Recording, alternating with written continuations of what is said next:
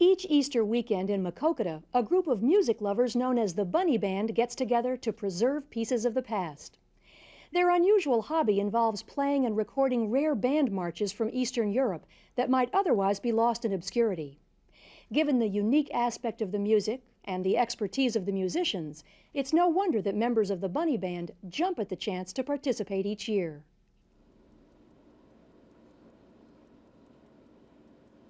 The typical tools of art restoration usually include paint and brushes, solvent, and cloth. The work is delicate and meticulous, and it has a clearly defined goal: restoring artwork to its original splendor. That's the same goal guiding a group of musicians known as the Bunny Band. Named for their yearly Easter weekend get-togethers, these artists are restoring a different type of artwork: band marches. We read right on down the line.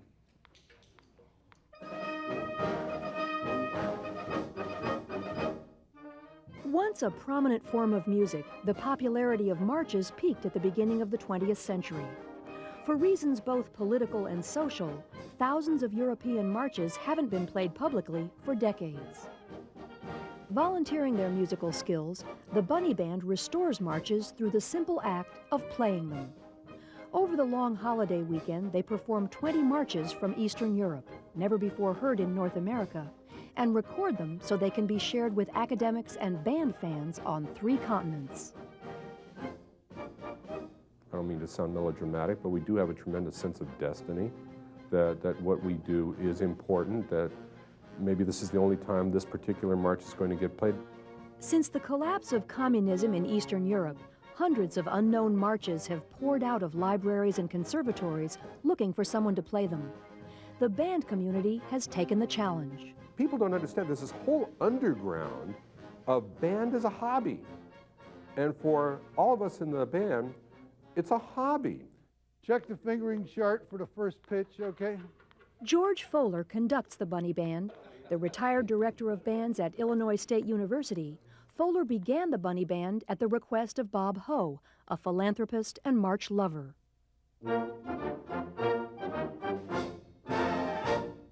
Originally composed of Illinois State students, the band went off campus in 1977 to recruit alumni and volunteers.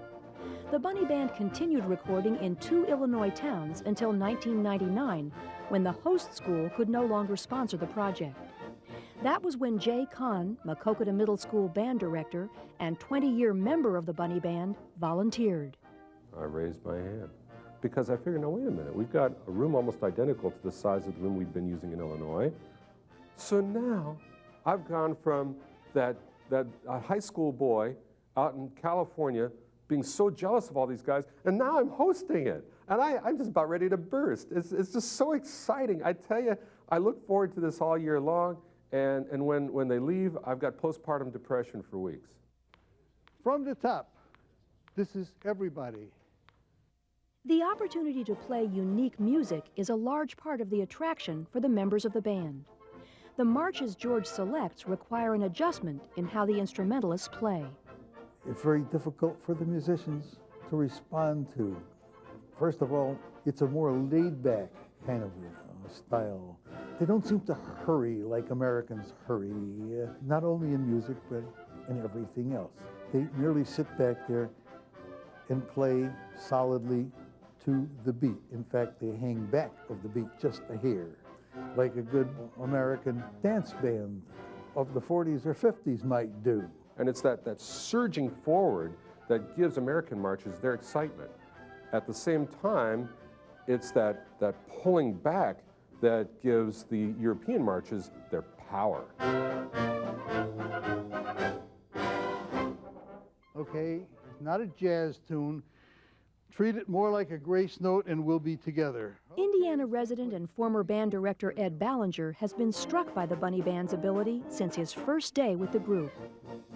Well, you know, the first time I ever came to Bunny Band, I sat down, and after about 3 measures, I said, boy, these people really know how to play this music. They know what they're doing. And of course, I just fell into it because I had heard it played in Europe, and I knew how it was supposed to sound. And I just started doing it. It's a very natural thing. George Fowler says the migration to Iowa has been positive for the band. Coming to Iowa, we didn't know what really was going to happen here, but Jay Kahn has pulled a bunch of superb musicians together. Many of these people are band directors. And that was really fantastic. There were probably some bad notes that you heard in there, but from the standpoint of what you did dynamically, musically speaking, great. Now we get the garbage out of it and we got a take. Okay? Since theirs may be the only recording of most of the music it plays, the band aims for perfection in each performance. I'm still getting some bad notes. One mistake and they begin again. Each song is recorded in sections, then painstakingly edited together for the final CD. And it's enough to drive you nuts because you realize it's got to be perfect. Have you ever tried to get 5 people to do the same thing all at the same time absolutely perfectly? The gal got up and said, well, it was a great pleasure meeting you and playing with you.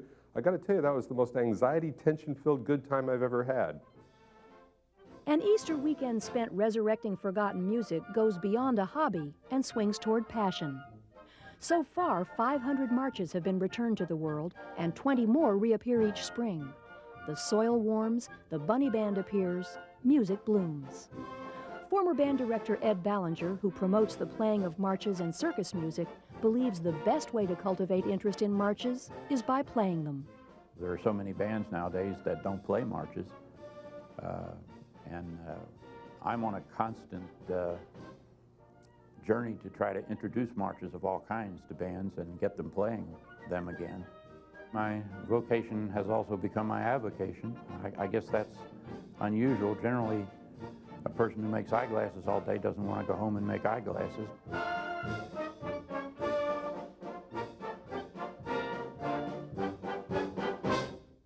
Lovely stuff. Buried treasures, gems in the rough.